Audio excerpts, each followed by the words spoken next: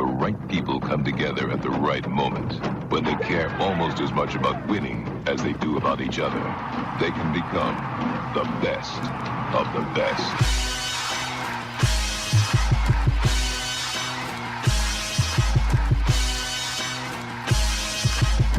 Welcome to the best soccer show. The best soccer show in the whole world. Here we go. It's the best soccer show. Jason Davis, Jared DuBois. We are live on a Sunday night. I feel weird putting all that energy into the open of the show, Jared. It's less energy than an MMA midfield. It's a wake, right? This is a funeral that we're having today. Yeah, I'm not gonna go that far. I don't know. It's kind of like when I think it's empty nester kind of thing more. Like your kids go off. Like it's the end of a phase, but a beginning of another. Okay, that's interesting. I want you to put a pin in that feeling with this team and that thing, because I was thinking before, like I went through my Sunday with the family. We did the church thing. We went to Costco. That's what everybody does in the suburbs. You go to church and you go to Costco. I don't go to Costco. My wife knows. I don't know. You can't do it? You can't handle it? No, I can't stand a bunch of overweight Americans thrashing through the aisles, lined up to get a sample of a piece of food this big because it's free. I'm like, I'm trying to get in and out of here, man. Most of the people in my local Costco are relatively well behaved when it comes to free samples. However, there is absolutely no rules when it comes to pushing. I'm standing behind a bunch of people because there's a log jam. There's some jam up in the aisle, and this lady, little tiny lady, 5'0", comes like buzzing through it just gets to go ahead. I'm like, wait, hold on, wait a second. A little what's piece of happening chimichanga. So anyway, did the whole family thing today, and I was thinking about this show. It's not that I wasn't excited to talk to you, to talk to our besties, to talk about American soccer. I love it. I love doing this. I wouldn't be doing the job that I do on the radio show, which can't remember if you know about the radio show or not. Do you know about the radio show? It's the one on the Fox channel this month, right? WNBC. WNBC. I wouldn't be doing that so job. what do you would do with Tommy Smith? Yeah, I do it with Tommy Smith sometimes. Tommy's fun.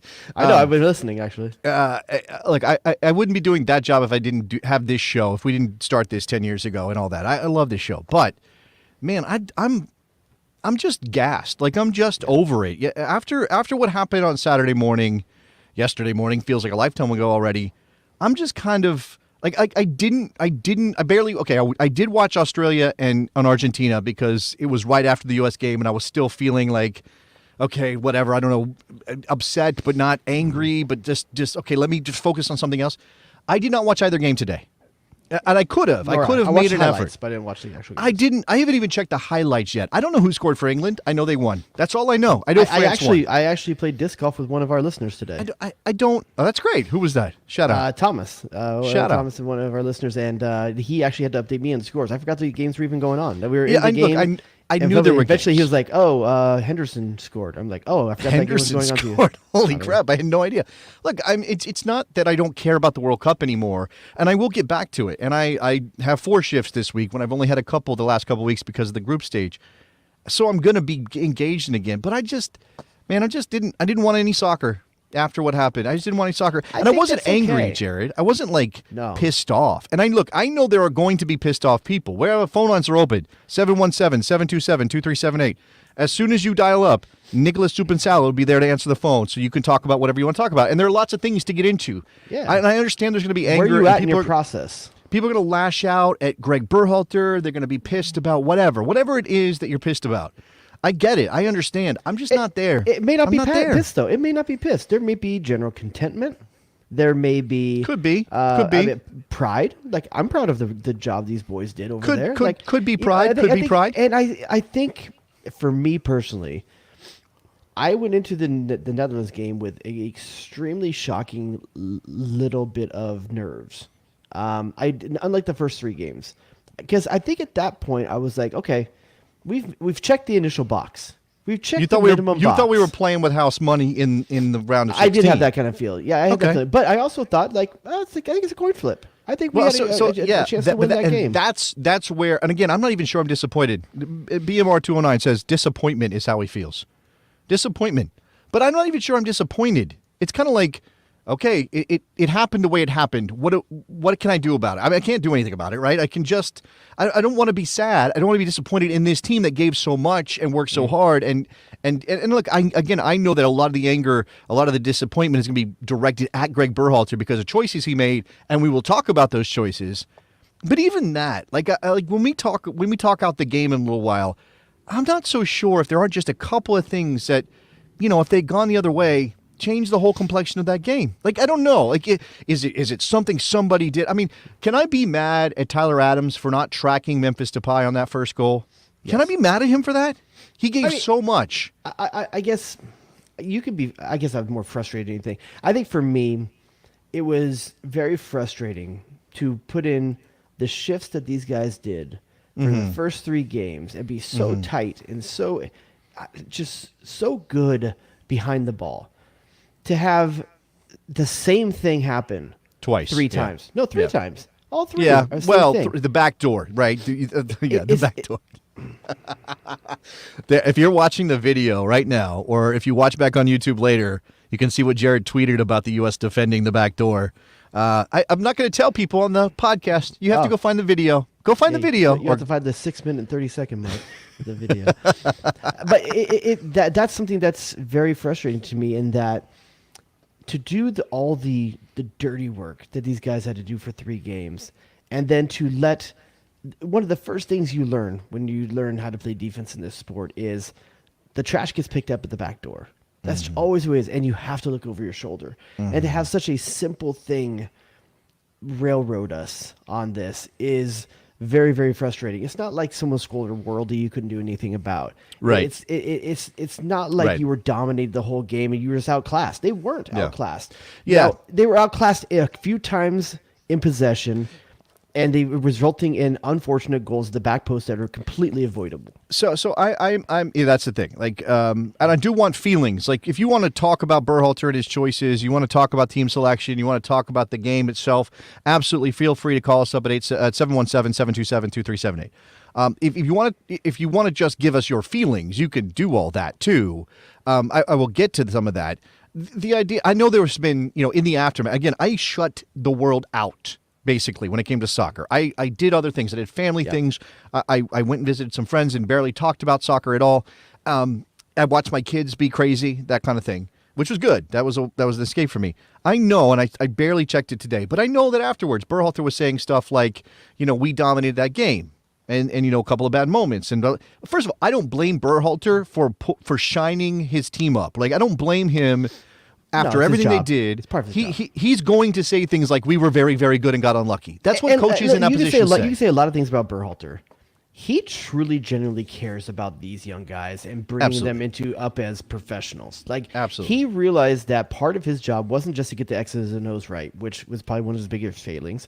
It was to groom this next level of soccer players that are anywhere from 19 to 24 years old over this cycle.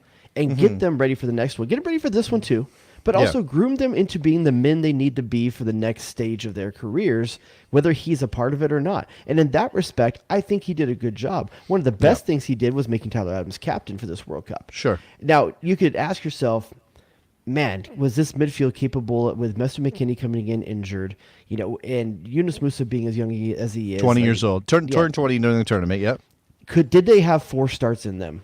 4 consecutive starts in them. Did they have 4 full throttle starts in them? But you can also ask yourself, what were the options off the bench? Because we don't know if Luca de La Torre to this point was even injured or good to go. Well, he must play a minute. He didn't play a minute, which by the way, like, again, I think there's a massive drop off from Eunice / Weston to Luca to whoever's next. I get that there's a massive drop off from that. Georgi Mihalovic, whoever it is.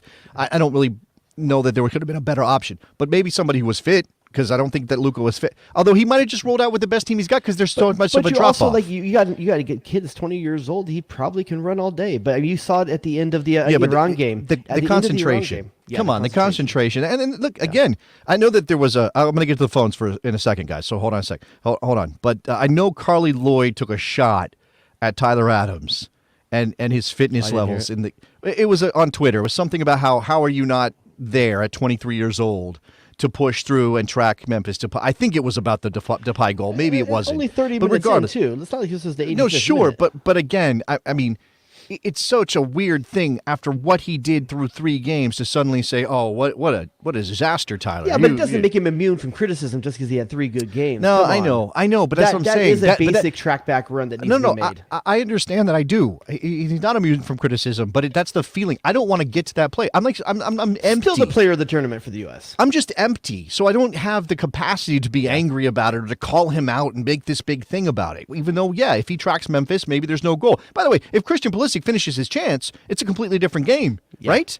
And if Haji Wright, takes a halfway decent touch or tries to chip Nupert, I don't know, maybe he can chip him from there, then it's a different game. It's a different game. Okay, let's go to Frank in the OC, our boy Frank. What's up, Frank? Hey, what's up, guys? Frank is down. Frank is down low. What's up? From the tone of my voice, you guys can tell I'm pretty sad. But I'm also not surprised. And I'll try and make this quick because I know you guys have probably a few more colleagues. But I heard Eric Ronaldo on the radio, and he pretty much echoed something that I agreed with. Okay. I'm not proud of this. Okay. I feel the same way. I felt in 2014. And yes, we finally made it to the World Cup after not qualifying, but we're pretty much back in the same spot. No, we're not. Left off. No, we're not. No, we're not. How could we possibly be in the same spot with a 20 average age of 25 on the field in that game, an average age across the starting lineup? You know, of how could we possibly be in the same place? Did we make the quarterfinals? No, I understand that you're saying that we went out the same point. You're telling me that the feeling. Okay, that 2014 team is a Landon Donovan-less team that had to be phased out. Had tons of internal strife because of the fact that Landon Donovan didn't get chosen to go. You have a aged team that was Josie Altidore injured in the first game. Yeah, you have an aged Jermaine Jones. You have Chris Wondolowski was your level of striker. To say what you want to say about the 3 that were there, I still think they're better than Chris Wondolowski. Just me personally, as an MLS. Those the 3 in this team. Yeah, well, but that's I don't even think that's where you have to go. I'm like, Frank, give me a second because I know that I know what you're saying. Okay, I get the vibe of this, and I don't know what Eric said, and we all got a complicated relationship with Eric Winalda, and hopefully I get a chance to talk to him at some point in the near future about how he feels about this. I get that we are waiting to crest the hill, that after 2002, right, which I've argued was sort of this weird, it wasn't a golden generation, but it was sort of a golden team in the way that it came together, and we haven't seen that since then, right? That the players that have spread out so far and wide now that it makes it harder to bring together a team and have them play cohesive soccer. Right, that happened in 2010. It happened in 2014. Both those teams made the knockout rounds. Obviously, against Ghana, that felt like the biggest letdown because Ghana was beatable. We had won that group in 2010. But we shot ourselves in the foot with that. Was it Rico Clark? Rico Clark. But think about that level of midfielder that we took to that tournament in Rico Clark. Okay, and then 2014. 2014, we got played off the field by Belgium. We got destroyed by Belgium. The only difference was Timmy Howard in goal. I can't I don't buy think the the Netherlands idea. played us off the field. The No, result not at may have all. been poor, Look, but- tactically speaking, if you want to argue that Louis van Gaal whipped Greg Berhalter tactically, fine, you can do that. But in terms of what the players did on the field and how they created chances. Right? Again, goals change games. If Pulisic finishes, it's a different game because they're playing from the front. And obviously, the letdown of the goal right before halftime was the backbreaker. Yeah. But that's the naivety of this team. That's the youth of this team coming out. Sorry, go ahead, Frank. No, and I get all that, and I don't disagree with you, man. It's just that ever since Jurgen Klinsmann came in, and I'm not going to make this about Jurgen, but when Jurgen Klinsmann came in, I was told all these promises. Like, okay, finally, we have someone that's going to change this program. And that cycle happened. He left, and yes, I get that we have better players now. It's just that I'm gonna base this on the result, and I get that the result isn't the end all be all, but I don't know. Like, I feel like I'm not let down. I'm just not surprised. I'm not sure if that's better or worse. Okay.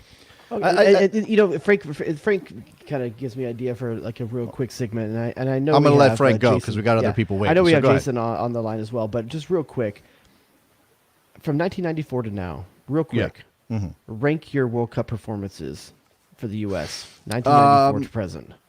Rank the wow. Let's 2002 see. is easily the best, right? Yeah, 2002 is number one. I would put 2010 number two because they won the group. Yeah, I think 2000 and being so close to getting that result too. If it wasn't for one bad mistake, I think that team was unlike the team now. That team was purely in the prime. The Project 2010 program. Yeah, was but right in its prime. But talent. Well, okay, that's a Donovan in his prime. That's a very Tim good Howard in his prime. Clint Dempsey, Tim Howard. Josie Altidor's in his prime at that point. Michael Bradley was still pretty young in that team. Josie Altidor was good. You got Bocanegra and Demerit in the back. Sure, but again, you ended up with Rico Clark on the field against Ghana, right? What was that midfield? What did that midfield look like? Michael Bradley and who else? It was pre-Jermaine Jones. Who? Wasn't it Rico Clark? Did he start every game of that tournament? I don't remember. I don't recall if he was the center midfielder. We have to go back. But I would say there was issues in midfield in terms of depth and quality. Everything else we've said, if there's one position on the field that's lower class in that Rico Clark, if you want to phrase it that way, it could have been recent too. Actually, I'm not positive. Mo was on the Mo played in 2000. But that being said, everyone else we 2010. talked about just now. Yeah. Are all-time players for the U.S. That was a prime team. That was the year that they were going to do something. If they're going to do something, Yeah, and still, I agree with you. I think 2002 you know what? 2010. The funny thing is that was not really an Altidore team. He was very young on that team. I don't think he played a huge role because that was supposed to be Charlie Davies' team. He was in the car wreck. Yeah. We ended up taking Robbie Finley as a compliment. So anyway, I would say 2002. I guess 2010 because they won the group. Although that I've seen some difference of opinion. I would take 22 after that, to be honest with you. After 2010 or right after 2002? Let's see, they're No, second or 2010, third. The 2002, 2010, then 2022 for me. I think I rate that a little bit higher than 2014 because while the result was the same, I think Belgium outclassed the U.S. and I don't think the U.S. was outclassed by the Netherlands. He just got hit, a little bit by a team that was more mature. Yeah, and Nopper made 2022 third. Nopper made some saves. We were bitten by the fact we don't have a clinical striker. I mean, I don't know that Josh Sargent scores that goal, but I think it's a better opportunity if Sargent is in the game. I think obviously the Ferreira choice was largely dictated by the fact that Sargent was injured. And I know that the debate is he should have played Tim Weah through the middle. I guess you could have done that. It's a different kind of approach, but sure, you could have done that. I know that's wrap it up real quick because we got callers coming on. So after 2022, are you going 2014 or 94 after that? Man, 94 is only even in the conversation because it was here and there was a new team.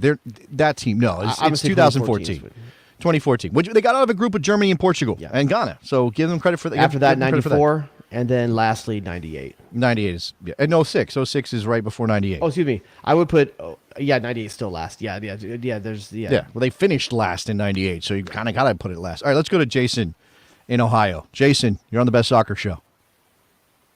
Hey, Jason. Hey, Jared. How are you guys? What's up, buddy? Processing. Not much, man. Yeah, a lot of processing. I don't think I'm not disappointed in how this team. Well, I'm not. That's fair. We got out of the group. We gave England hell for 90 minutes. We could have easily beaten Wales. We made a few mistakes yesterday that cost us the game. Mm-hmm. That being said, I'm not going to fault any one of the players individually because these kids are young. This is a young group of players. I want to see what this group does in 4 years, and then I'll judge. Maybe have a better judgment on what this team did in this World Cup. That's the difference here, Jared. That's the thing about this team. Well, hold on real quick, Jason. The only reason that I'm not crushed, I know it's 4 years is a long time. I'm going to be ancient by the time we get to 2026, but it is coming here. The reason I'm not crushed is because this is the beginning for this group. You didn't have the same vibe in 2010. That was an in their prime team, as you said. A lot of those guys were going to age out. 2014, we didn't know Jermaine Jones was coming. He did come in, and he made a difference. 2014, though, there was it's tough. Julian Green over Landon Donovan. Like there was things that were going on. There were very good players in that team, and there were some good young players in that team, but not on this level, and but not it across started the board. in a place of friction. That tournament started in a place of friction where I don't think this team did. It was everyone had hopes, and I think in listening to Jason talk just now, I think it's important to differentiate, and it's okay to do this. I'm not disappointed with the World Cup for the U.S. I'm disappointed in the last result, but I'm not disappointed in and it's okay to have disappointment, but I think for most people, they're not saying that this is a disappointing World Cup. It's just a disappointing result at the end of this. Yeah, I suppose that's right. All right, Jason, you got anything else? I'm sorry, I didn't mean to cut you off. No, you're fine. I'll agree with you. I may be disappointed in the final result of the game yesterday, and I'm not disappointed in the tournament as a whole. But I will say this. I think Greg Berhalter this team has gotten as far as they can with Greg Berhalter. I think to get to where we want to go, I don't know if Greg is the manager to get us there. That's a question we have to ponder. Yeah. Yeah, we're going to talk about that. Okay, I mean, if anybody wants to call up and levy or lodge their feelings about that, feel free. Jared, do you want to go on the record right now since Jason brought it up? Yeah, I think I talked about it a little bit earlier. I never really thought that Berhalter was the right choice for this, but I'm coming around to a different version. I said it earlier. This team, given the players that they had, the ages that they had, I think that Berhalter did a good job of grooming this group of young players to be ready. Yeah, I'm telling you right now, this team was not. And now he obviously failed for Mexico, so it's another thing. But remember, Tata was on the market. Everybody's clamoring for Tata off the back of what he did with Atlanta and all that stuff. Actually, trying to remember the timeline there. But it was not going to be a good fit for the sort of South American hands-off, I'm in my office, you're in there, over there, we do train. That was not going to be the vibe that worked with this group at all. I get what you're saying. Does anyone doubt that these guys were all in it for each other? This team was united. This team was ready. They were brothers out there. This team had a ton of things that were right. And we tend not to give Berhalter any credit for that and saying it's just the players. But you have to give him credit for the fact that he had a team together, motivated, and ready to play. Sure. Have a ton of issues with X's and O's decisions strategically over the course of not just this tournament, but his entire career. But that's why I think that it's time to take this to Tata Martino would not have been the right coach because we didn't have the talent for him to just play strategy with. You needed to develop. He brought in Dest. He brought in Anthony Robinson. He brought in Yunus Musa. He brought in these guys. Now the table is set for the next guy to come and say, here's the paints. Go paint. Go put something on the canvas. And I think that's not for Berhalter to do. I think that's right. I think that's probably right. Now, look, again, I understand. I spent hours of my life on the radio yelling and screaming about how U.S. Soccer botched the coaching hiring or the hiring of Greg Berhalter, the hiring of the next coach after Bruce Arena left and the failure to qualify for 2018. I said it was ridiculous it took as long as it did, that it was insane that they even went in a direction where this idea of nepotism could be thrown out, which I don't think that they chose Greg Berhalter because he was Jay's brother, but I think that they chose a guy who was within the community, right? The inner circle of American soccer coaches. And there weren't that many guys who were probably ready for that job. Ready is not the right word.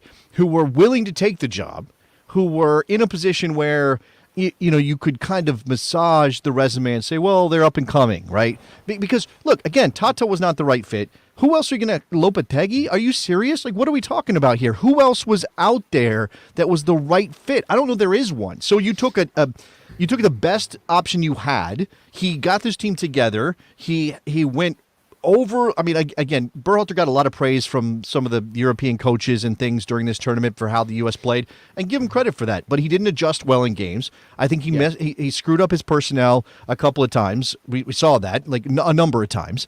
And so he is an imperfect coach, but I'm not sure there was a better option. Now it's a question of who wants the job and who's ready and how How much is U.S. Soccer willing to pay right now, Jared? Yeah, that's a good point. I think Berhalter was 2 for 2 in terms of coaching. I think he got outcoached in the Wales game and the Netherlands game, but I think he got the better of Gareth Southgate and Carlos Queiroz. I think he got the better of both of those two coaches, and I think he was 2 for 2. But the problem is, you need a coach that's got enough swagger and enough composure to not go 50% in this. You know, like you make the adjustments on the fly. And I credit to Berhalter. He got his 11s right multiple times. He got for the most part, his 26-man roster was pretty good. In hindsight, it was pretty good. He didn't have, the only thing you can say is maybe the striker, but bringing Tim Ream in, you got to give him credit for that. And starting him every game. Right. Tim Ream was lights out. He didn't bat 1,000. He might have hit 500. I think there were a couple of choices. Berhalter or Ream? Berhalter. I'm talking about picking his choices. But roster. You and I sat here and said that he has guys. He has guys that they're no matter what he's going to pick because they're Berhalter guys. Yeah. And then he went away from that. He went away from that, and he made the harder decisions. That being said, still, I think there's some things that were just not quite right. But like I said before, the next coach needs to be the guy that's going to paint the canvas. You need a maestro. You need an artist. You need a guy that's... Who is it? I'll put a couple guys out there, but I'm going to say this first of all. I don't think there's an American coach that's ready. I don't think there's an American coach that's ready. Okay, well, so let's just do this real quick. Let's do this business. Yeah. Jesse Marsh is not taking this job. Okay, even if he's unemployed, I don't think he's not taking he's not taking the job now. He's not taking the job in 2023. Yeah. After that, you're talking about having to make a change with whoever you hired initially, and I hope that's not where we're at. Right? I hope we're not pulling a Mexico or pulling Iran or whoever had made some late changes. I don't want to see that. Okay, you're going to give us a list, Jared, or a couple of names. Jason, anything else? No, I'm good, guys. Thanks, guys. Okay, appreciate it. Jason in Ohio. JTT's in the chat, and he put out he put Jared, the next coach, or is there a caretaker for a year and a half? Man, I just don't see.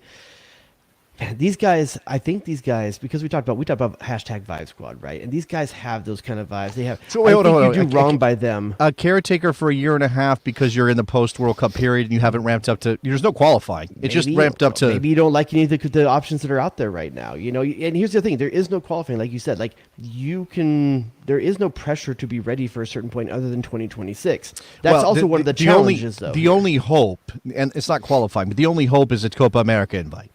Now, I do think the U.S. having automatic qualification maybe opens it up to some coaches that maybe they wouldn't get otherwise, because who doesn't want a sure thing? You're saying that there are people who don't want to go to San Salvador and don't want to go to Honduras and don't want to go to Mexico City? Is that what you're telling me? Is that what you're telling me? Your job's already secured now. There's probably a lot less. I hear Mexico City is one of the great food cities of the world. I've actually heard that as well. Okay, why wouldn't you want to go to Mexico City? I'm just saying. Because why would you want to go through the stress of qualifying if you don't have to? So this is the thing. Okay, there's a type of manager who wants to be involved in the international game. They are not normal, okay? Managers in general aren't normal, right? But there is a type of manager who's more inclined to the international game with its weird rhythms and the limited camps and the limited time and all those things. Most of the people who are available to be an international manager are failed club coaches or guys who have aged out of club coaching, right? That's basically where Tata is. Yeah, I mean, there is the younger guys like the Roberto Martinez, which a lot of people have on their Tell me, there were a lot of big clubs clamoring for Roberto Martinez to be their manager. We're not a big club. No. Tell me there were a lot of teams looking for Roberto Martinez to be their manager before he decided to coach Belgium. What I'm saying is his options were limited, which is why he took the Belgium job. Okay, I mean that's a hell of a nice job to find yourself in, though. Come on. No, sure, but it's still again. And Roberto Martinez is a guy who also likes to go and do television, and he's this affable dude. I'm just saying he's not really what we're talking about when we talk about this painting, this maestro, Jared. When you're talking Pep Guardiola, Jurgen Klopp. Give me haven't done international, but they're not going to, and they're not going to anytime soon. They're not going to coach. Pep Guardiola and Jurgen Klopp are not walking through that door. Here's what I want. I don't know the name, but the template that I want is a guy who has a track record of looking at the pool and saying, what's the right system and what's the right strategy for the pool? Not, I have a system I'm bringing in here and we have to fit a way into it, which is way I feel that Berhalter at times played. And it's how I believe Jesse Marsch would coach if he was the coach as well. Jesse Marsch has a style of play he wants to do, at least at the club level. We're judging him. We have based no off a idea negative. what he would do with this team. A vacuum. Yeah. But when you look out there, you would love to see someone like a Van Gaal, but health-wise, you don't know if he has wants to go through this again for another 4 years where he is with cancer and stuff like that, Carlos Queiroz has a track record of liking the U.S., but he doesn't have a track record of coaching big teams. He has a great assistant coaching record. I don't know what it is. Roberto Martinez's name is everywhere before the World Cup. Now Belgium crashes out, and it makes you wonder if he has the ability to do it. Tata Martino's tainted goods. So you're you're not gonna get somebody with a successful record in the international game. I don't think you're gonna get somebody who's been to a semifinal or won a World Cup or anything like. You're not gonna get that guy, right? So like Connor's saying, Southgate. Now Southgate's time is probably up with England. Sure. I mean, let's just ponder it for a second. That's a soft Jared. landing for Southgate. I'm saying. Would you be okay with Gareth Southgate becoming the next manager of the U.S. men's national team? I'm going to say no, and here's why. I think Southgate is to Berhalter for England as Berhalter is to the U.S. I think he came into a great set of talents, and he's done a good job of bringing them up to be good young men ready to play. But I don't think he's an X's and O's coach. I don't.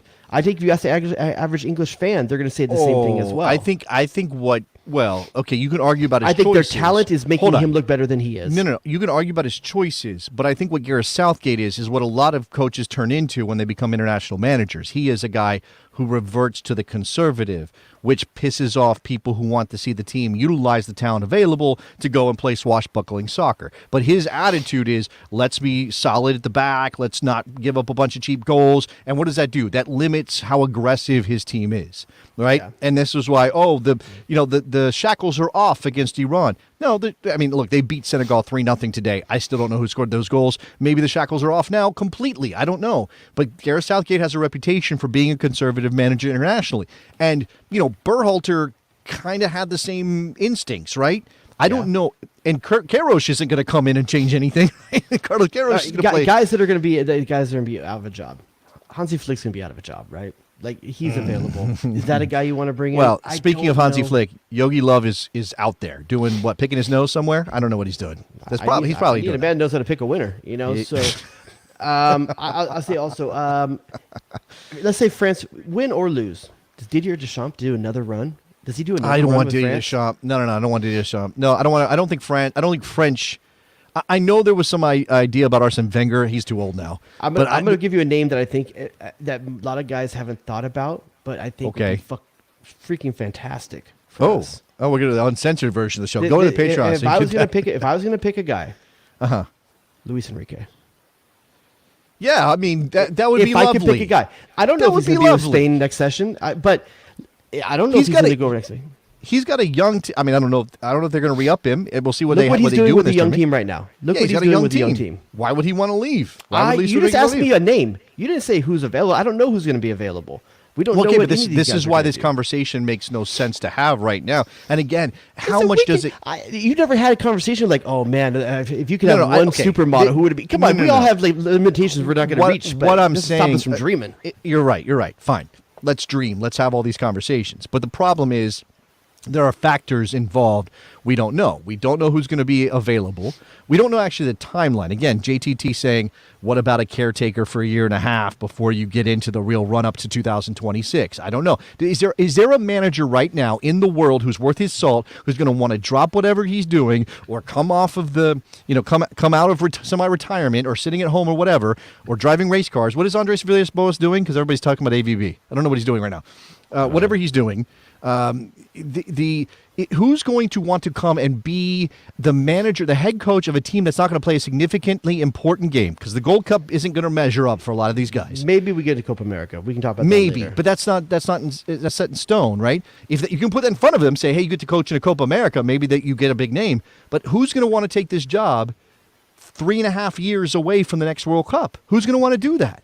You play games in February, right? There are games scheduled for the U.S. men's national team in February. They have to have somebody.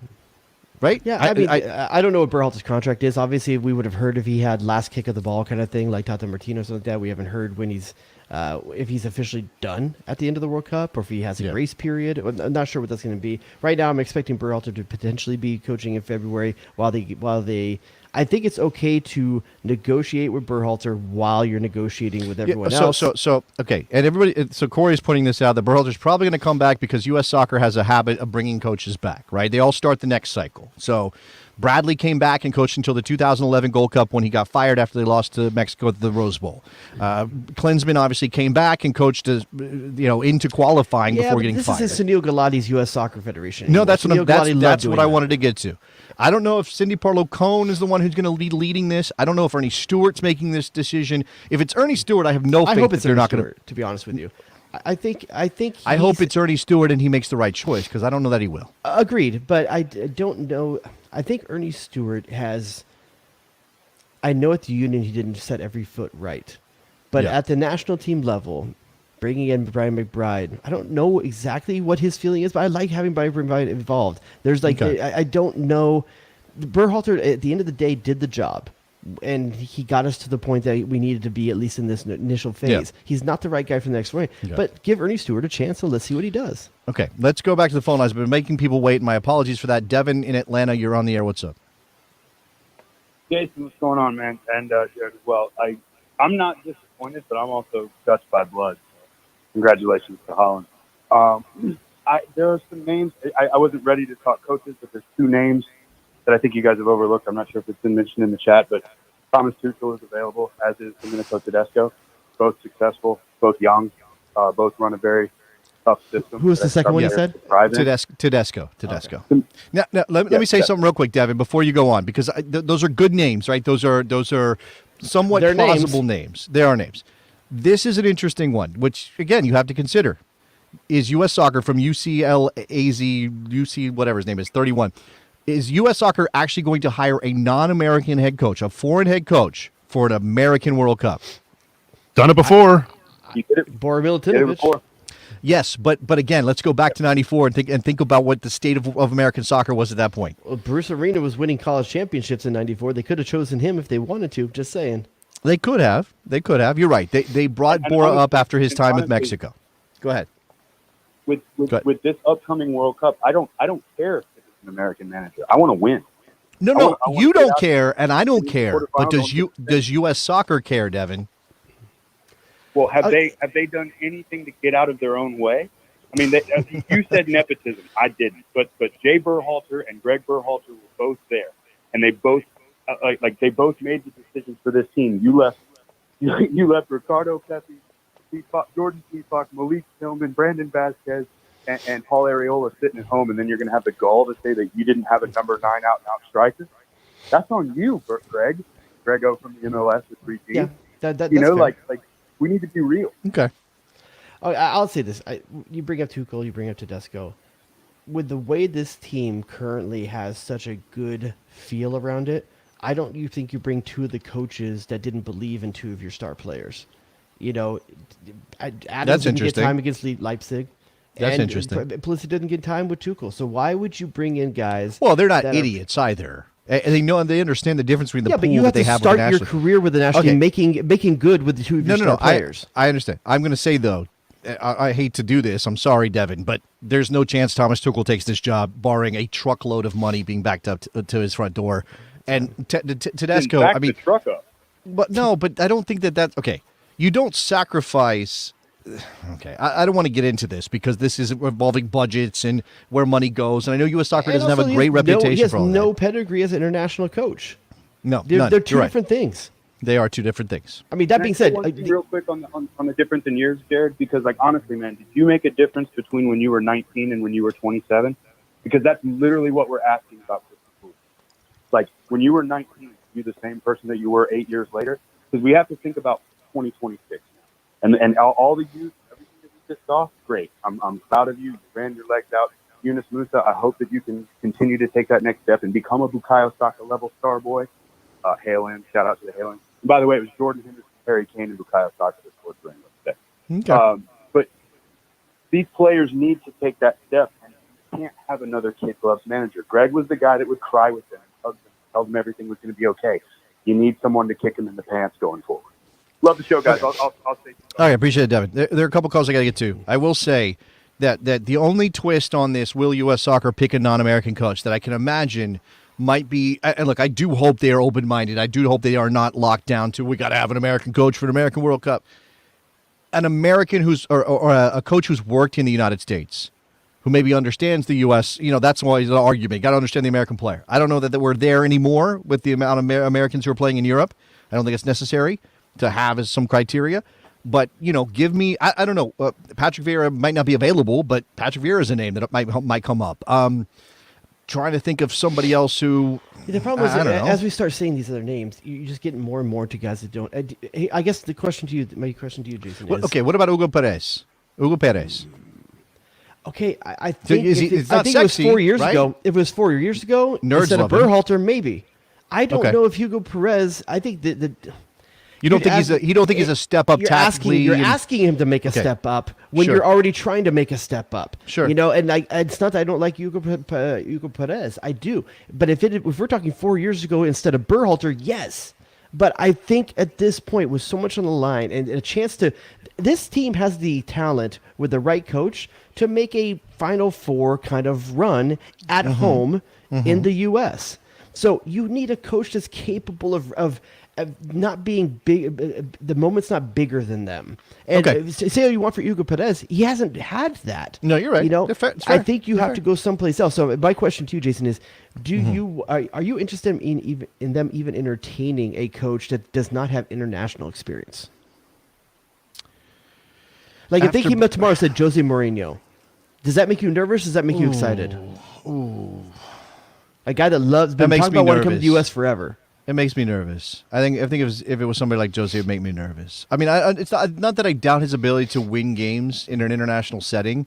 I just think that he would chafe against so much that is American soccer that it would be very difficult to imagine he even makes it to 26, right? And you can't pick a coach who you're not positive is going to walk you all the way up to the American World Cup. I don't think you can do that. Now, again, I hate that I'm in my head about this, and I know it was brought up by somebody. We're talking about this. Man, I really don't like the sense that U.S. soccer is going to say it's an American World Cup. We've got to have an American to like do the media rounds to get everybody hyped up for the tournament. I just really hope that's not a thing. What did Van Hal say? Can you put that back up there, Nicholas Soup and Sausage? And we got a peek of your face. Louis Van Gaal says U.S. men's national team didn't adapt or adjust to Holland's tactics of targeting the wide areas as his Dutch team outclassed Americans and wingback Denzel Dumfries starred. Is there any lie there? That's fair. No, first of all, that outlet is garbage. Let's not do that again. But also, yeah, no, there's not. There's not. It's a quote. It's no big deal. It doesn't matter who's I know. I'm just kidding. Okay, look, I've made Randall wait 25 minutes. Let's get him on the air. Randall from Florida, you're on the air. What's up? Hey guys, I'll admit I was a little vexed on how to feel about it. Like on one end, hey, we made it out of the group. It's a young team. This is a learning experience here. I'm not expecting to make a deep run. At the same time, just felt like, I don't know. But I will say this. Two things. First off, with the players looking like they were gassed, going back to what Carly Lloyd was saying, yeah, that's usually what happens when we spend our first three of our games bunkering down in the second half and just defending for, I'd say, at least 30 minutes. Okay. I mean, yeah, okay. I think it's sure. more, I would say I would buy that argument more if you said we put too many minutes on our midfield the first three games. That makes more sense to me than the bunkering aspect because McKinney wasn't on the field for any of those bunkering. You have 5 substitutions available. Tyler Adams played every single minute at the World Cup, right? Yep. He didn't come out. You know, I think did Eunice miss any time? Did Eunice get subbed out at any point? I want to say he did in the England game, but I'm not positive. Maybe he did. Obviously, I know Weston came off against the Dutch in the 65th. I don't remember if he came off before. Yeah, you just didn't have any depth in it. Kellen Acosta came on at one point. You're right. I remember that. There was just not any depth there. It turned out there wasn't any depth there. Or the depth is too much of a drop off. I mean, Kellen That- well, Acosta is that's- too big. it's not depth. Kellen Acosta is It's too not much. depth. Yeah, Kellen Acosta is too much of a drop off to be a And, pure and, and look, one-for-one I set for Tyler Adams. I hear the Malik Tillman shout. Malik Tillman was not ready. Malik Tillman was not ready. Now, It's Luca easy Della to say Torre, it because they weren't there to show you how crap they were. absolutely. And Luca Della Torre would have been great. I would have loved to have seen him play. Absolutely. Clearly, That's he the was one. not fit enough. Clearly, If you he want to was have not that fit enough. conversation with me, come up on the street and have that conversation with me. If you want to talk about Luca Del Torre should have seen more minutes, and we'll find out if he was how bad his injury was at some point. If he was healthy, Well, and I he think didn't I get know, minutes, that's the thing on I know about Berhalter. Luca. The thing I know about Luca is he's willing to talk he'll about tell it. you. So He'll tell you. He will absolutely talk about it if he was ready to play, because he didn't step on the field at all. Yeah, that was the thing. All right, Randall, what else? Two other things. One, I'm just praying to God to get it right. Like, I don't care if the coach is international. I don't care if he's domestic. Heck, at this point, I wouldn't mind seeing more Americans actually make the jump to Europe. So, like, we're exporting players when we're going to start exporting coaches. And among all of this, I can also be happy that as many issues as we have now at USSF, it could be worse. We could be Mexico right now, whose federation is basically on fire. Yeah. I mean, it's usually on. It's always, Mexico, the FMF is always on fire. It's just how on fire is the FMF? It's like the Olympic torch. It's always It's burning always somewhere burning. in the world. It's always burning. It's just like Sometimes it's really big. Is sometimes somebody it's really small. actively spraying gasoline on it, or are they just kind of watching it burn a little bit? No, the FMF. And look, and let me ask you about that. 'Cause so the name came up, and I don't really think he's a candidate for it, but I do think it's interesting because there were moments during qualifying when people would have told you, and he did, look, I think most people would argue he outcoached Berhalter in Nashville and probably outcoached Berhalter in Edmonton. John Herdman, or Toronto, wherever that game was, John Herdman did a good job with a young Canadian, or young in places, old in others. He did a good job with the Canadian team and then flamed out dramatically at the World Cup. Yeah, he didn't get it right at the World Cup. Okay, I so think- is that?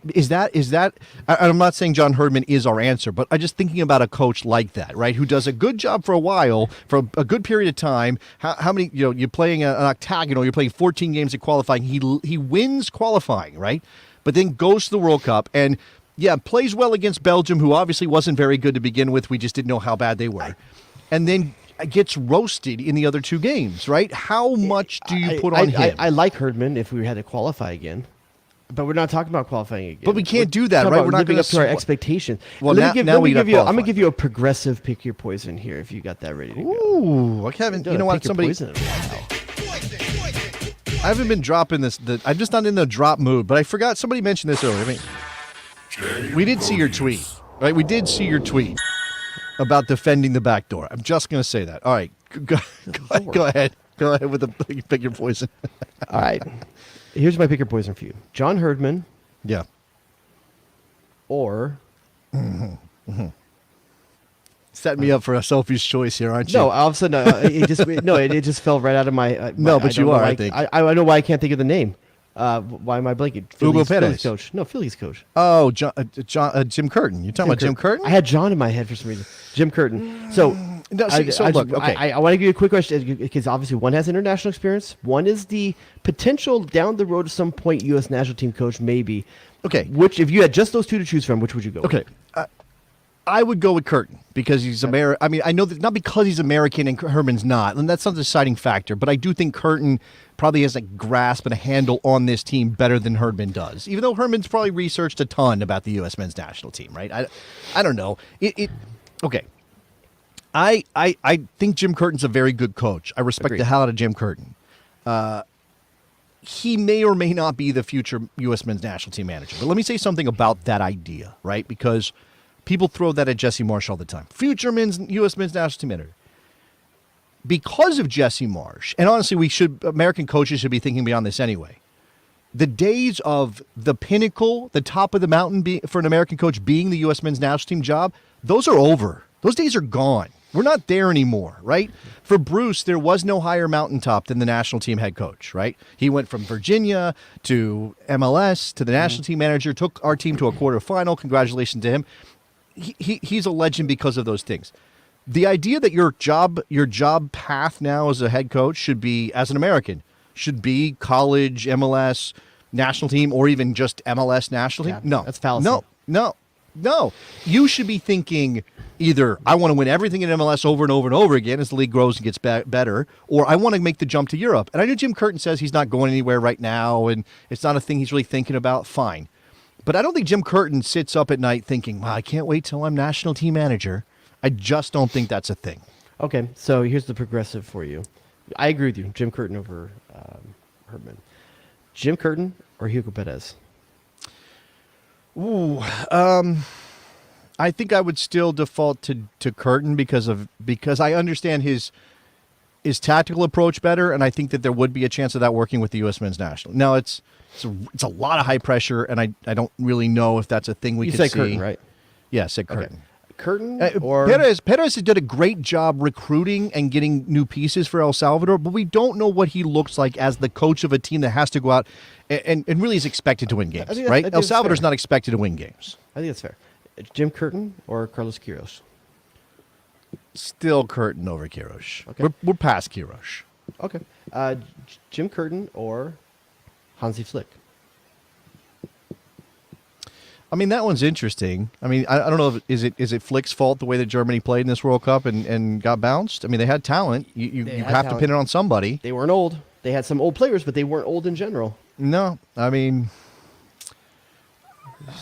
I would. Okay, I would. So that one's a little bit more of a coin flip. I will say Flick only because I want the injection of outside perspective. Flick or Didier Deschamps? Flick over Deschamps. Absolutely. I just think that would be a disaster, personality-wise. Or Luis Enrique? Luis Enrique, because I'm with you. I like what he's doing with the Spanish team. Okay. I just wanted to have that conversation about where those kind of like tiers are, and I think, but I don't think it's as clear cut. So like, no way you can pick Curtin over Flick. Again, it's not just about like who's who do you want to be more. Yeah, it's not like what level have they coached on it. Do you know for a fact that Hansi Flick is a better fit for our national team than Jim Curtin? I don't think you do. You're making a choice based on several other again, for me, the outside influence of Hansi Flick would be good for this team. And I think that as this team matures, and since so many of them are European-based, they're going to be receptive to the ideas of a European head coach, which makes us a perfect opportunity to go hire one. But it doesn't mean that Jim Curtin would be a disaster or that he wouldn't fit for this team. I think he very much could. Plus, we'd follow up one sneakerhead with another sneakerhead. I don't know. Maybe that's something. I think Nicky Soup and Salad wanted to get in on this. Okay, let's get him in. What's up, Nicky? Let me play you in first, okay? Since I have the opportunity to do that. Let me just... The Sausage King of Chicago. There he is. Let me ask you this question. Do either of you two think that this group of players have a realistic chance of getting to the quarterfinals and maybe even semifinals in the next World Cup? Yes, I do. Then you get a freaking World Cup coach who has experience. You cannot go into this with somebody who's unproven on the international stage. And Jim Curtin ain't it. He's not. Oh, but in fairness, this is like Duke hiring me to be the next head coach of Duke basketball. But in fairness, none of the people we picked Curtin over have what you just said. So when we got to that, he did fall off. Are we living in a dream world, or are we living in a real world where there's where you're talking about people who the U.S. soccer could actually get? Because it has to still vibe. Like I just think you can just throw open the door like we're going to go get that guy, because not everybody is going to be interested. Not everybody's going to be affordable, because I don't think you spend $8 million on a head coach for the national team per year. I just don't think that's a good idea. Why? So again, why? Because there are other things that have to be funded, and you already sunk so much money into Klinsmann that it's obviously a thing that has carried over and cast a shadow. And if you fail with a coach that if you pay a coach a ton of money and he fails, now you're on the hook for that. I mean, I don't think that's a good idea, right? Now, okay. If you only care about the U.S. men's national team, then you say, screw it, push all your money, put all your chips in the middle of the table on that coach. That's not how I view U.S. soccer. That's not how I see U.S. soccer and what they should be, the responsibilities. So I guess I look at it as the World Cup is here. It's going to be here. Like, go all in. Put the chips in. Let's go. Okay, but what is that? What does that look like? Who is that? Tell me who that is. Give us the name. That's the thing. I don't have a name. Neither do we. Okay. I mean, I will say this. I want somebody who has some tactical knowledge that can make changes in game to affect outcomes. We do not have that right now with Greg Berhalter. Okay. Don't. That And doesn't going mean back that- to him, By the way, for the next 4 years is a mistake. Okay, that's fine. I don't disagree with that. I'm just trying to figure out. Okay, so your last 3 winning World Cup managers. Jared's mentioned all of. Well, no, you didn't mention Del Bosque, which he's probably sitting around drinking. Yeah, drinking. I'm not sure if he's even still interested in doing anything at that level. You know, probably not. Right. So Yogi Love, who obviously was in the job with Free Germany agent? for 100 years. Free agent.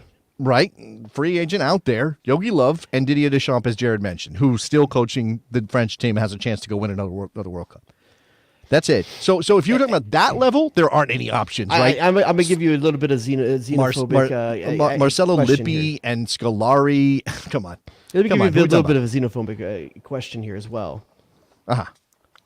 Being that the tournament is in the U.S., home, do you need a manager that is a good English speaker for the media? Well, and that's everything what like I that? said. That's what I mentioned earlier. Does that make you want to pick Darren Southgate over someone like Luis Enrique? Which I don't know what his English skills are. I shouldn't say that. I don't know what his English skills are.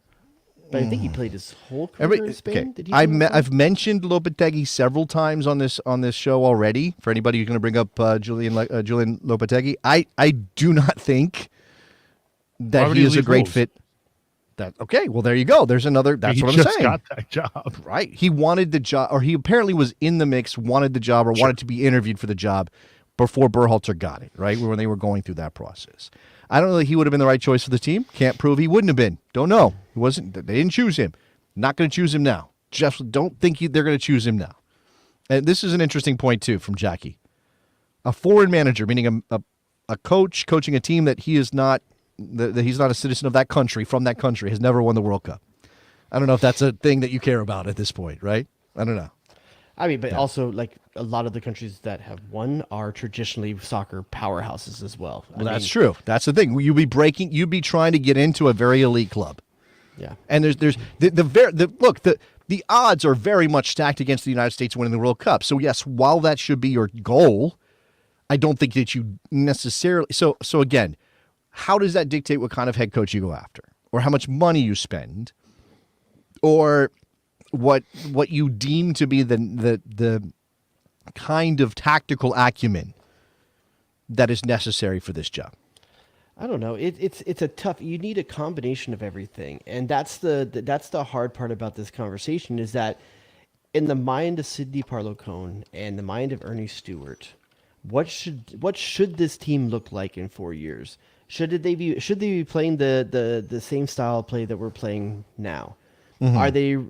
Are we going to develop a number 9 in the next 4 years? You know, you hope that Ricardo Pepi matures and he's 24 and ready to go then. Because he's 24. I just want to point that out. He'll still be an extremely young player. This is an interesting one, by the way. And I don't know what his status is because they didn't qualify, and obviously there's a Euro in 2 years. What about Roberto Mancini? He coached Italy at one point, right? He's still on the books with the Italian national team. Okay. I don't know. Do you want to bring a guy that couldn't get his own team to the World Cup? That's a good question. We'll have to worry about that. There's no art. What? That's true. We don't have to qualify. That's true. We don't have to qualify. But his point is that there were important games and Mancini didn't succeed. No, I guess he won a European championship.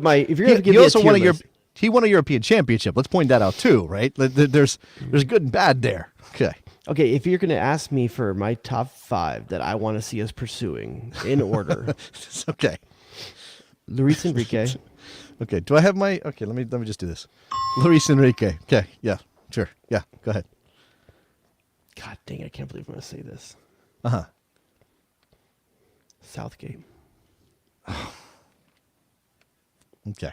I don't. Do I have the? Oh, because here's my other.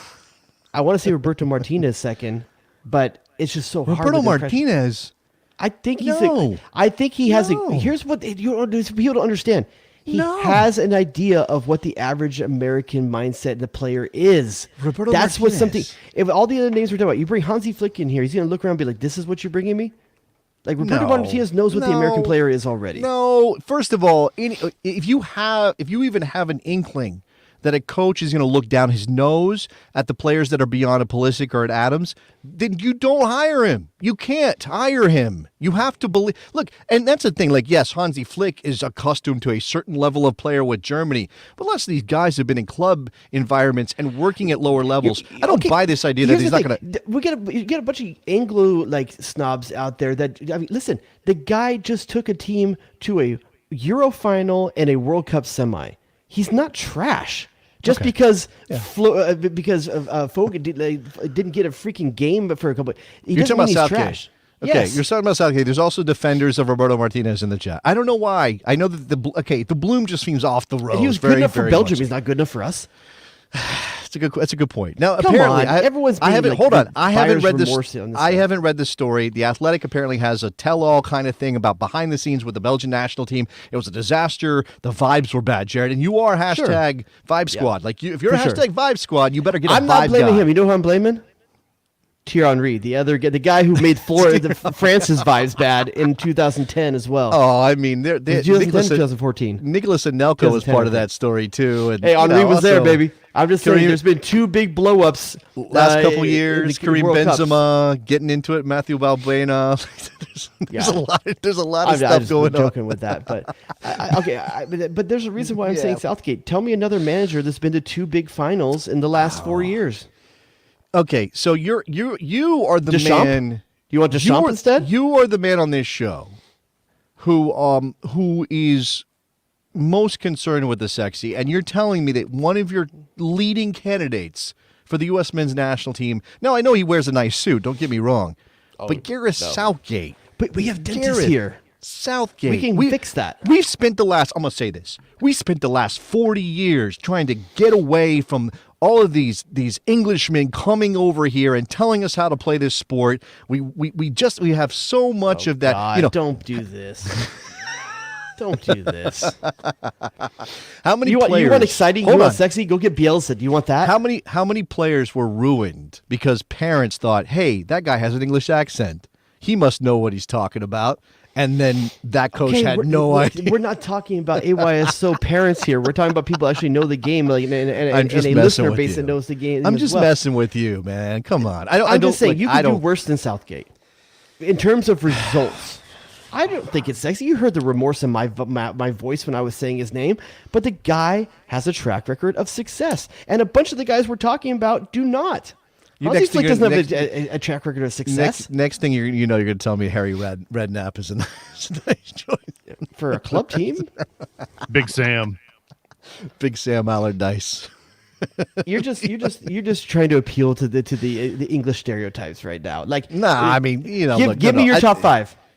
You won't do it. That's the thing. I just told you that I mentally shut down at final whistle yesterday. Convenient. No, I'm not even there yet. I haven't even processed the fact that what do I think about this team and its future, and how excited should I be? I mean, I definitely have hope, which is something different. Like, I really do see. First of all, I know we're going to be in the World Cup next time, which is something I didn't know in 2014, but presumed incorrectly. I really do have a sense. I mean, so much of this team comes back. Now, we need to get Chris Richards healthy and developing quickly so that we have a replacement for Tim Ream. We need, obviously, Walker Zimmerman's going to be 33. I don't think we need to be relying on him at that point. There are some other spots. For center forward. Extent. No, I understand. Obviously, the midfield should be there. Pulisic is still going to be in his prime. Timothy Weah, Brendan Aronson hopefully coming along, all that stuff. Man, I don't want to be. So here's the thing. This is my problem. And I know you're going to hate me for this because this is what I do, right? I don't want to box myself in because I'm thinking only practically, like who could they actually get? But I also don't. I find it difficult to dream big and start thinking about names that would be very difficult to attract. And even if you could, would probably be outside of U.S. soccer's realistic price range. Like I find it difficult to get to that point. I don't think that U.S. Soccer has a realistic price range when they know the windfalls of cash they're going to get from having a good. Well, get subsidized. Get Nike or Budweiser or somebody. I'm not worried about. I'm not worried about price point. I'm not. Okay. Whatever the top coach in the world is getting paid right now, I think the U.S. Soccer could match that without batting an eye. So okay. Let me ask you a question. And again, he is basically retired. I think he's doing FIFA stuff. He doesn't have the vim and vigor that he did 20 years ago, leading the Invincibles and all that. But would you be completely against Arsene Wenger for just because there's no old, dude? I understand that, but he's a communicator. I He got to obviously rule understands the game. my soccer team needs to be like my country. We shouldn't have anyone approaching 80 running it. That goes for the last two. You know, like come on, guys. Like, Okay. By the we way, need someone that can work a phone. I've left some people on hold, so I want to get to them before we run out of time, and we are hitting that. Here's what do you think about that right there? Man, do you think personality-wise that would be good? No, I would love it. Soccer nerds would love it, but come on, man. I'll take a flyer. All right, let's go to Felix from Chicago. Felix, you're on the air. What's up? This is why I call in first. Okay. Because we take all the good stuff? That's right. We say all the smart things. Yeah. I think my take is going to be a little bit different. I think this is in general, and this isn't necessarily an original take. I've heard Sam Stokes, right? Is that his name? I'm so bad. Sam Stayskull? Sam Stokes from Yankerport. Sam Stokes from Yankerport. Yeah, go ahead. Yes, I've heard him say this as well. So this is an original take. I think we make too much of the coach. Sure.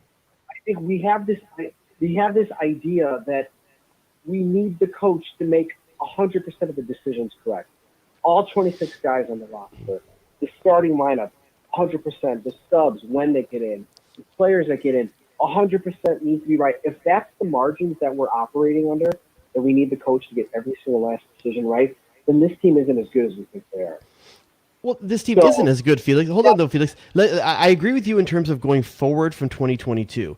But you're talking about the coach. It is 100% fair to expect the coach to take part and be responsible for a lot of decisions when you're fielding a team with, outside of Tim Ream, has an average age of 23. They don't have the ability to make those adjustments yet. They don't have this experience. You're looking at this backward, Felix. And now, again, I also think this is, again, a function of who you can actually get. But he's right in terms of the next decision. No. But what I'm going to say is that for a country like France, Didier Deschamps has to get less right. He doesn't have to get everything right because it's France, because they have Mbappe, because they have Griezmann, because they have all of that talent. If you are coaching a team with lesser talent, you have to be even better. Now, obviously, you're going to be a lesser coach because the best teams in the world have the best coaches, or we presume that. And again, that's sort of results-based analysis. Is Didier Deschamps the best coach in the international soccer coach in the world? Maybe. His team won a World Cup title. They're going to be in contention again this year. Maybe not. Maybe he just has the most talent available and he's just kind of rolling with it. I mean, it's impossible to know for sure. So if you're talking about a young team with not as much talent or still growing, yeah, you need a coach who gets most of the things right. So I understand you could say that we are putting too much weight on the coach, but that's one of the variables that matters more for the United States than it does for some of the other teams in the world.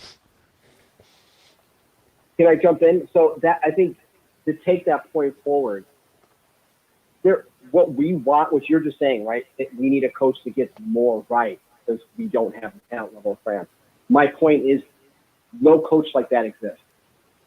But that doesn't mean you throw your hands up and say, "Hey, no." You know what? I don't know. Jared, I figured it out. I figured it out. Tyler Adams, head coach. Let's go. Let's just go. We'll see. So that's my point. So there's no coach like that exists, right? So I'm not saying just give up and just hire whomever, but I think sometimes we're creating this coach that doesn't exist to take this player pool that I believe we kind of delusionally kind of pumped up and that they're not as good as we think they are. To take this player pool as far as we want them to get, to kind of hit our headspace of, I think this is a team that has semifinal talent, and we just need a coach that just gets 100% of the decisions right, so they can get them as far as I think they can go. I think we're kind of setting ourselves up to be disappointed. So with that being said, now I'm just putting that out there. That being said, in terms of actual coaches who can do that, I mean, who can, I think, perceivably possibly do better than Berhalter.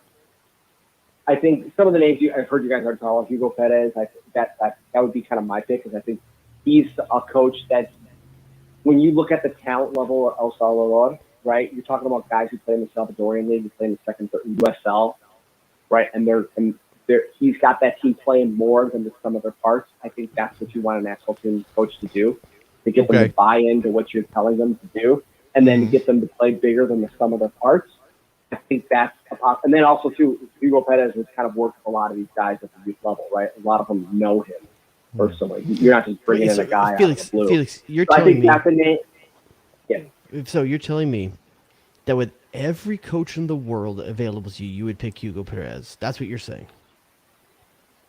No, I just don't think those. I think, like Jason's saying, I think some of those names, I think that's just illusion, and we're assuming He's trying to be that realistic. they'd be He's great. trying to zero in on like what's realistic and also helps his team get better. I think get some that. of the people we talk about are realistic. To be fair, Okay. I mean, again, it depends on how much money is available. because it's a high-profile job for this next time around. It is and it isn't, though. Like I mean, think assuming they drop the requirement, you have to live in Chicago. I don't know. I mean, Chicago's a good food city too. Hey. Don't be Yeah, that's Felix from Chicago. I'm here. I'm in Chicago. Yeah, you got to put up with Felix on your doorstep every day. day. Felix. I live 20 minutes away from Berhalter, probably. He actually lives in a very nice part of town. He's got like a $3 million house. Anyway, but Hugo Perez, I think, is an interesting a name that I haven't heard you guys bring up, who is out there and has a lot of European pedigree, is Pellegrino Matarazzo. I think that's an interesting name that might come Why up. though? But why? Why? What has he done that makes you think he would be a good international manager? I respect Matarazzo, and I know he did good things at Stuttgart. Maybe a great assistant coach for the head what coach. does that? How does any of that line up to? Oh yeah, he should coach the national team. He left New Jersey 30 years ago. What are we talking about here? I didn't say he should. I said that's an interesting name that might come up because he's available. I'm talking about realistic names. On the same level, I've seen David Wagner. David Wagner, okay, he's done some interesting things. Why would David Wagner be a good coach for the U.S. men's national team? Well, I don't understand that. I don't know. Just because he's American, because he played for the U.S. briefly. Felix, you don't have to defend that. He's just talking in general. No, I'm not yelling at you, Felix. I'm just yelling at the cloud. That's fine. The Jim Curtin one, I think, is probably the obvious one. That's the most obvious name. I think that going to Jim Curtin is kind of like what we've always done, and I don't. Yeah, that's fair. And it's probably how adventurous is McBride or in Stewart, right? These two guys, and they're the ones who I think can actually make the decision. Okay. So how adventurous are they? I think. So Jim Curtin, Matarazzo, Hugo Perez, Jurgen Lowe's. I think Jurgen Lowe's probably. If you're talking realistic, Jurgen Lowe's an interesting one. I think you guys are right. I'm not saying this to be nationalistic, but I think just speaking practically, they're probably going to want somebody who does speak English because they're probably going to be doing a lot of interviews, a lot of media stuff. I think that's part of it. English. So I think that's part of it. No, I think he does. So I think that's an interesting one because he is a tactical guy, and I said this when Klinsmann got hired 10 years ago, whatever, how long ago, that Klinsmann wasn't going to go far because he needed a tactical guy to go along with all his rah-rah stuff, right? And Jurgen Lowe was the tactical mind behind Klinsmann. And so I think he would be a very interesting one. He's been successful internationally. I think he understands American players to an extent because he's coached in the Bundesliga. We all know there's a lot of Americans in the Bundesliga. So I think he would be a very interesting one. I just don't know if he wants to, whatever he's doing, come out of retirement or whatever. But anyways, those are some of my thoughts. It sounds like you guys have already talked about the game because I dialed in late. A little bit. It's probably at this point. I think we want to forget. I'm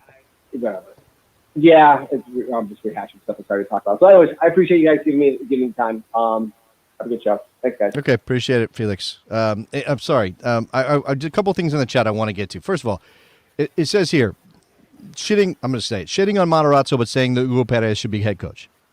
That's not what happened. Okay, first of all, I'm not shitting on Pellegrino Matarazzo.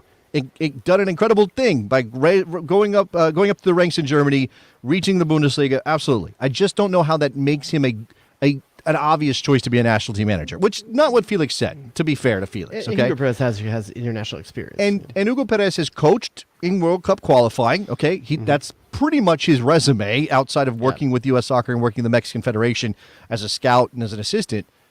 I don't know. Again, I don't think I'm not against Hugo Perez. I'm not. I don't know what we're supposed to be zeroing in here.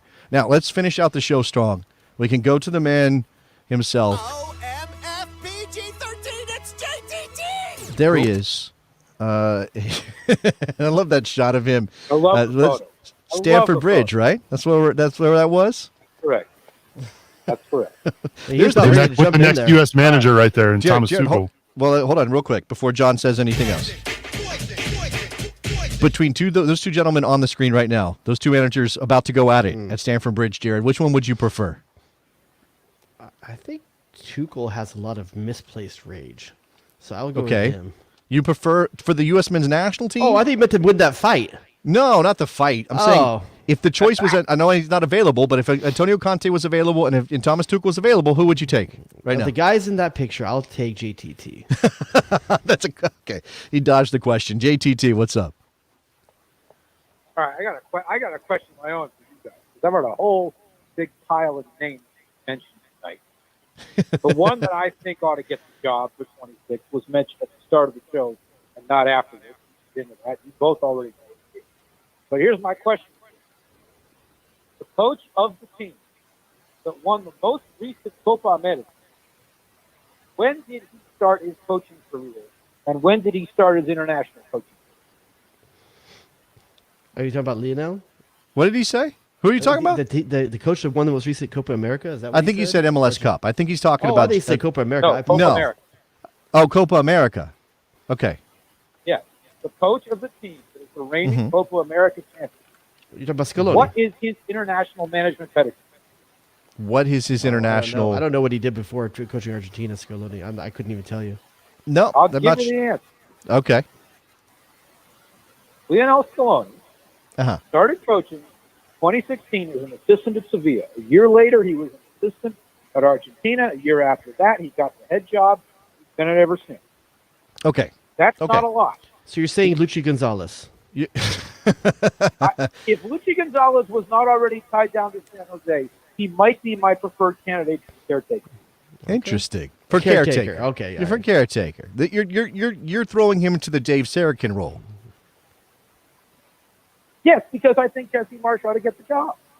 Oh, come on.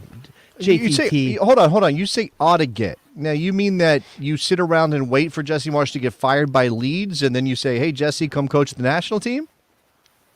I think if you, and I don't know, the only thing that I have discerned from any of this so far is that he wants the job at some point. There's little doubt to me from listening to all of the public comments that he wants the job. Okay, but someday. When is that someday? The issue is he's not going to leave Leeds this summer unless he's been fired. If he does not get fired from Leeds, he's probably not going to be able to get it until the spring. Yeah, here's my problem with that strategy, JTT, is that the managers are going to be available now. The World Cup's about to be over. The cream of the crop to be selected from is going to be in this window. So if you wait and you don't get Marsh, I don't think that's necessarily true. Now I don't know if I like the. That's the real. That's like saying the winter transfer window is as good as the summer transfer window. They're both decent, but which one's better? So hold on, Jared. You're limiting the U.S. men's national team to the 32 coaches, 31 eliminate Berhalter, the 31 coaches at this World Cup. If you're saying that this is right after this World Cup is when everybody who's good is going to be available, you're locking it down to 31 names, right? And again, most of those aren't going to be. I also think that names you want. The caretaker manager delays the maturation of the team. They could be learning the style of what they're going to play in 2026 in February. They could be learning. I disagree with that pretty strongly. Okay, go ahead.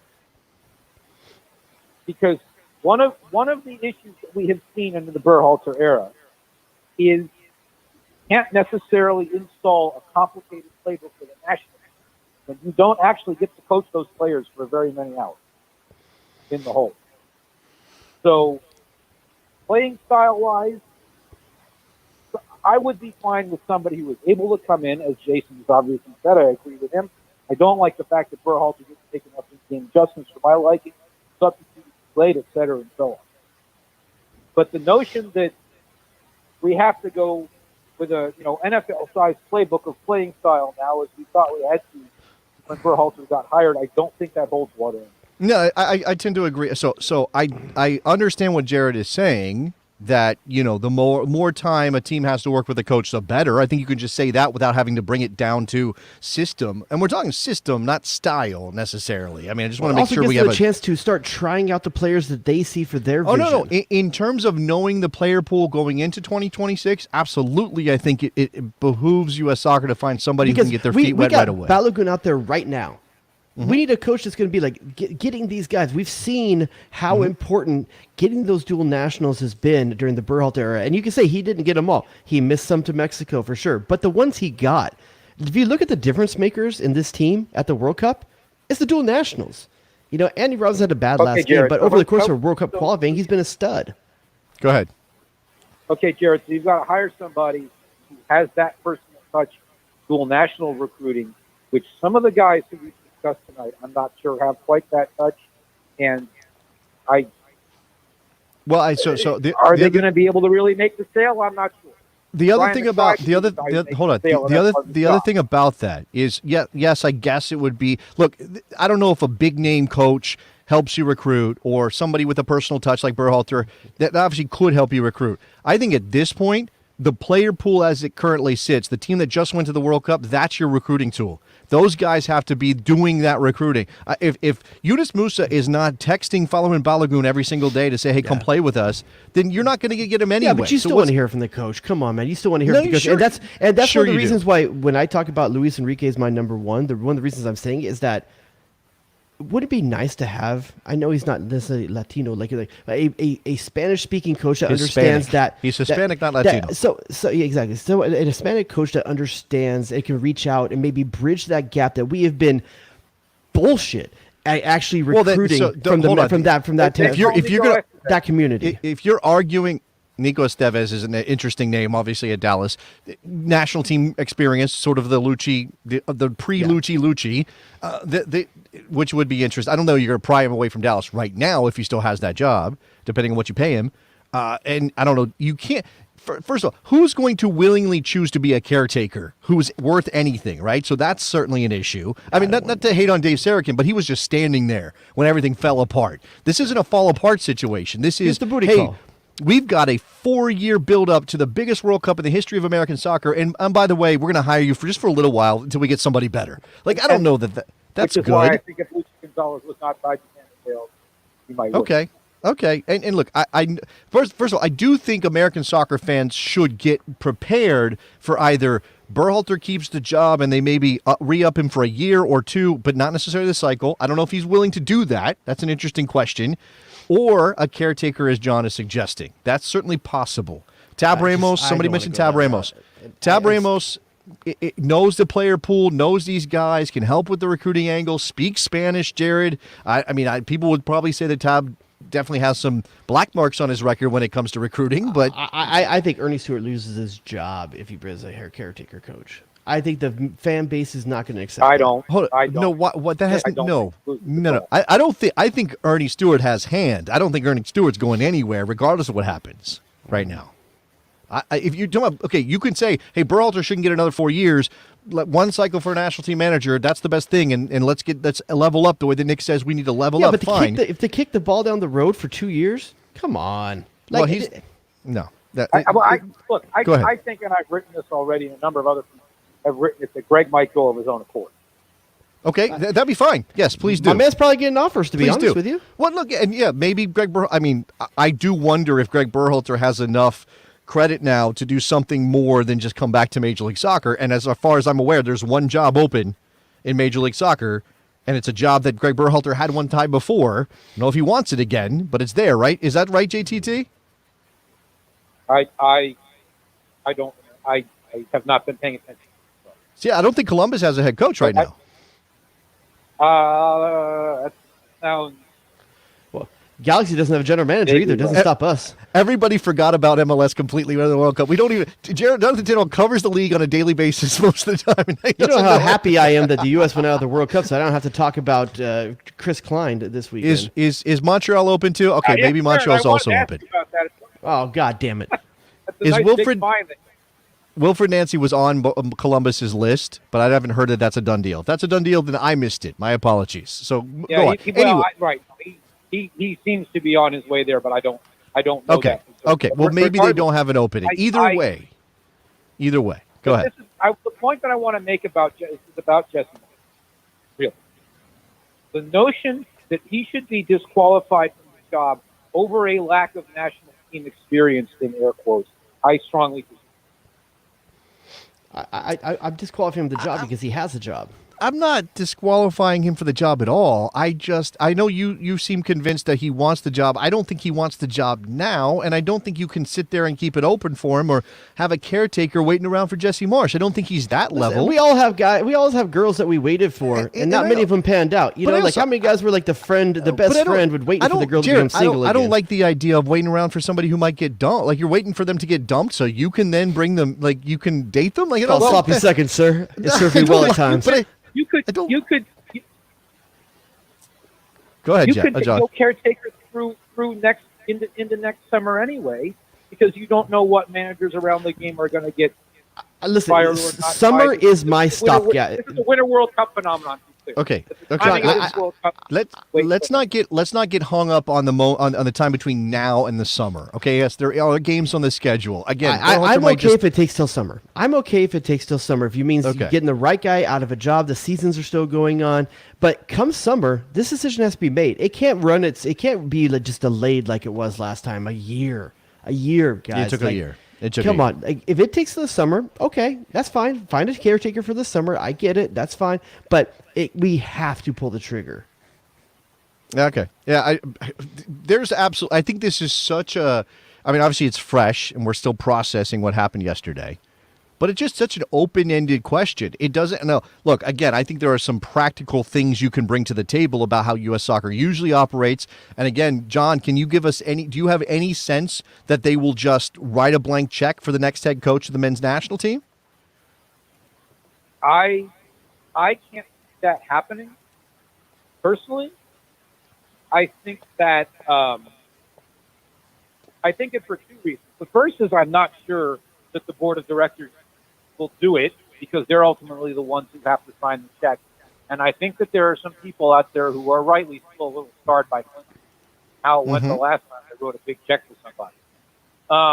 That's A. And B. I've written about this a little bit. I plan to write about it some more. Ernie Stewart can, and this is going to be a big deal because he is a system thinker.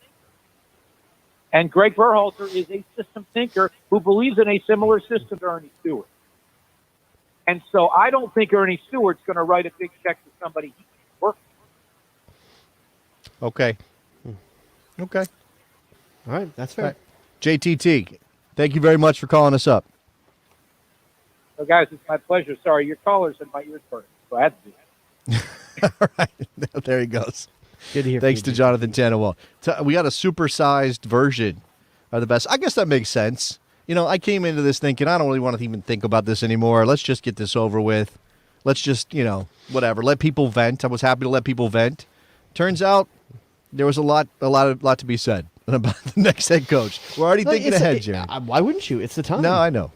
And if this World Cup was not coming to the United States, we might not be already there. But I think that's part of this. And the young group, right? It's the potential. This is the one, right? Like this is. Can you think of a cycle that's ever been more important than this one? That's had more hype. No, that has more legit hype. Yeah, it's different. It's a very different flavor than 1990 to 1994, for sure. It's a different flavor. We all know that if you're the soccer friend in your group, you have those people that come up to you every 4 years, like, so does USA have a chance? And you always have to go like, no, come on, guys, like let's temper the expectations. But this is the first. I'm not going to bother paying attention until we have a chance to win it. This is the only time in my entire life supporting soccer, the 2026, where I could be like, maybe. No, I don't think they're going to win, but they could definitely do something special. A step. They could do something special. Above. Step beyond. Yeah. Right? A step beyond. And the coach is such a big part. By the way, disappointed in the result, the loss to the Dutch. Disappointed in the result. Not disappointed in the team. Not disappointed in the overall navigation by the players on the field. Okay? Again, pick and choose your issues with Berhalter and his choices. Right? But in terms of what this group did, again, we essentially went. I know Tim Ream and Walker Zimmerman skewed things a little bit, but we went to the World Cup with a an Olympic roster, right? For the most Yeah. part, right? And we did pretty good. I'm not saying we did everything we could have. pretty well. Who knows? Did pretty well. Oh, I'm sorry. Is that a grammar thing? Are you coming at me? Yeah, I'm. just letting you know. Just letting you know. I mean, you speak on the radio. I want to make sure you do it the right way. I don't write for a living at all anymore. I do actually a little bit still, but anyway. All right. Anything else, Mr. Dubois? Have we think that's cashed it. out? Listen, guys, whatever your feelings are coming out of this, just know they're valid. You know, everyone has their own things they're going through on this. You know, You sound like a therapist. No, it's Everything true. you Like, feel is valid, guys. it's okay. It's a soup of emotions when something like this happens. I was like you. I just had to unplug. I had to Yeah. unplug because we've been plugged in for a couple years. But Man, at some that's the point, thing. It's the burn. It's a 4-year burn, right? It's a 4-year at burn. some point when you're ready, you can plug in again. And just know when you plug in again, you've got a fun ride ahead you get the next 4 years. Yeah, absolutely. I will say I'll take this opportunity. We discussed things a little bit before the show. If you sign up for the Patreon at patreon.com/thebestsoccershow, and I may tweak the tiers. Okay, I want to get some more people through the front door. The World Cup's over, and we can reassess and have some time to think. We are not positive what's going to happen with us in 2023 for a couple of reasons, but we won't lay those all out here.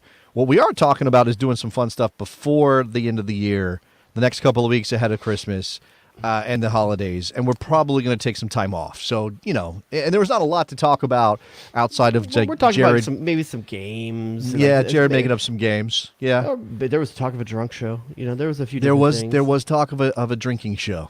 Should we do That it? might be Should we do Patreon, a though. That drunky might be Patreon, drinking though. a drunky I mean, you show? see what I'm I already say when I'm drunk. sober. You remember what I say when I'm drunk? Can we see it one more time? Can we see it one more time? Can we see it For the one more record, you don't know that I wasn't drunk when I put that up there. I don't know that you were drunk. I don't But know. it was 12:07 p.m. on the East Coast. That means 9:07 my time. So if I was, that's a. It was I had good a evening. Bellini and a Bloody Mary by that time. I'll tell you. I'll say that. A Bellini and a Bloody Mary? Yeah. Good Lord, man.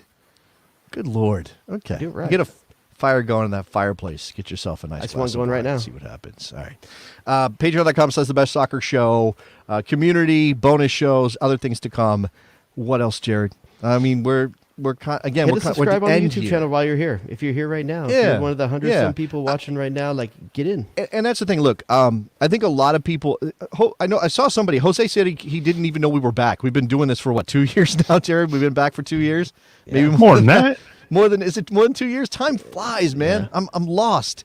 All right. So Jose didn't even know we were back. He found out we're back tonight. That's great. Welcome, or Jose. last week. Shout out to him. I know there are new Tell a listeners who friend. didn't know us in the 1.0 era and now only know us in the 2.0 era. Not a lot has changed in our approach to this. Except my hair color. First of all, I want to just shout out, and this is really long, this show. Jared and I started in October of 2011. Is that right? Sure. 2000, It's about right. October of 2011, doing the Best Soccer Show. Okay. It was a very different time. I had only just started my blog and my own thing and trying to make a career out of all this. The world has changed dramatically in the amount of stuff we get from people who know their shit. Okay. And it's awesome. Like, it's great that we have all of this stuff going on. I watched Football Americas during the tournament. Obviously, that's an ESPN produced Fantastic thing content. with Sebastian Salazar and Hercules Gomez. I know somebody mentioned Sam Stokes. Yank Report is killing it. There are people, I don't even know what they think of us. I don't know if they like us. I have no idea. 11 Yanks and Obviously, Tactical there's a lot of people Manager. whose live shows look a lot like what we have been And doing all for of those, a number of look, years. and this is the thing, I know beefs, right? I'm glad that we have those things happening, and there's people out there talking about American soccer and doing it passionately. Some of those guys may take a different approach than we take, right? And that, I think that's fine. I have no Yeah, there should be issue. there should be different flavors out there. They do their thing, we do ours. Especially now with the cycle over, you might get some wild stuff from us. You might get some off the wall stuff. We're not going to be talking 4-3-3s very often, I don't God, think. no. God, I'd be so bored. God, I'd be so bored. And you should be too. If we're talking about expected goals, if you something's want to gone look, wrong. no. If you want the tactical breakdown, if you want to talk about, if you want manager profiles and how they would approach the U.S. men's national team talent pool from a tactical perspective, awesome. That's great. I'm glad that stuff is there. Probably not going to get it from the Best Soccer Show. The only We'll get XG we're going to talk about is ex-girlfriends. We'll get Jared talking about backdoors. That's probably what we're going to get. Jared talking about backdoors. All right. We're like 5. That's like 5. All right, that's going to do it for us. We stay tuned to all the social media. We'll probably put something up, Patreon, whatever. We'll let you know what's next for the Best Soccer Show. It's been a fun ride with everybody. Thank you very much for listening to us, and we'll talk to you soon. See you guys. Bye-bye. Bye-bye. Calm down, Greg. It's soccer. It's soccer. Hey, Ron, where are you? WNBC. WNBC. The Sausage King of Chicago. Go to DEF CON 2.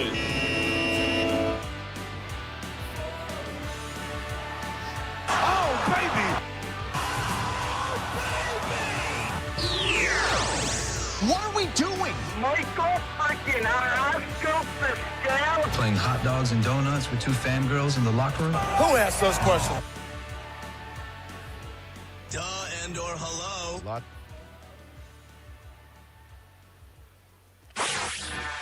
Jay Rodius.